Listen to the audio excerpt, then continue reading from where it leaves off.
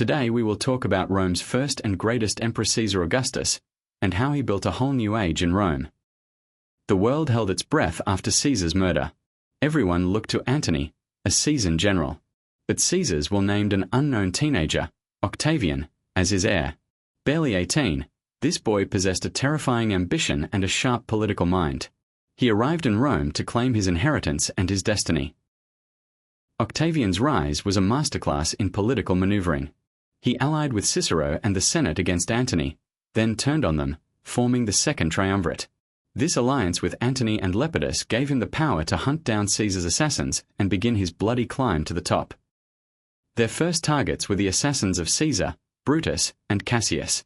The triumvirs led their combined forces to Greece. At the Battle of Philippi, in 2 engagements, they avenged Caesar's death. This victory cemented their power and set the stage for the final struggle for control of the Roman world. To fund their massive armies, the triumvirs implemented a brutal policy: proscriptions. Public lists of political enemies were created, and their property was seized. This was not just a fundraising tool, it was an act of political cleansing. The rule of law was replaced by vengeance. The triumvir's most famous victim was the great orator Cicero. Although Octavian had once allied with him, he abandoned him to Antony's fury. Cicero was hunted down and executed. His head and hands were displayed in the Forum, a grim symbol of the death of the republic he so loved. With their enemies eliminated, the triumvirs divided the Roman world. Antony took the wealthy east, Lepidus received a small portion of Africa, and Octavian was granted the challenging west, including Italy. This fragile peace could not last. A final, titanic struggle for absolute power was inevitable. While Antony was in Egypt with Cleopatra, Octavian meticulously built his public image back in Rome. He championed Roman values and framed Antony as a man corrupted by Eastern decadence. He waged a brilliant propaganda war, winning the hearts and minds of the Roman people long before the first battle. The feud became war. Octavian's final plan was to seize Antony's will and expose its contents to the Senate. The document revealed Antony's plan to be buried in Alexandria alongside Cleopatra, and to leave his fortune to his children by her. This betrayal of Rome's values turned people against him. The greatest naval showdown in Roman history was set. Octavian's fleet, led by his genius Admiral Agrippa, met Antony and Cleopatra's massive ships in the Ionian Sea. The world held its breath as the two sides, representing East and West, prepared to fight for the soul of the Roman Empire. At the Battle of Actium, Agrippa's smaller, more agile ships outmaneuvered Antony's heavy galleys. In the midst of the chaotic battle, Cleopatra's squadrons suddenly fled. Seeing this, Antony abandoned his men and followed her. His troops, dispirited and betrayed, soon surrendered, sealing Octavian's victory. With their fleets destroyed and their armies defeated, Antony and Cleopatra fled back to Egypt. Octavian pursued them, arriving in Alexandria to find them cornered. The once great general and the last pharaoh chose suicide rather than face capture. With their deaths, the civil wars finally came to an end. Octavian now stood alone. There were no rivals left. He defeated the assassins, outmaneuvered his fellow triumvirs, and defeated all his enemies. He brought order to a republic that had been consumed by a century of bloodshed. His victory in Egypt left him as the master of the Roman world. After his victory at Actium and the conquest of Egypt, Octavian returned to Rome a conquering hero. He celebrated with a 3-day triumph, a spectacle of unmatched grandeur. The exhausted people of Rome, weary of war, hailed him not as a tyrant, but as a savior who had brought peace. In 27 BC, Octavian appeared before the Senate and formally offered to hand back his powers and restore the Republic. The senators, tired of bloodshed and desperate for stability, begged him to stay. The Senate granted him a new, sacred name, Augustus, meaning the revered one. This title set him apart from all other men and gave him an air of divine authority.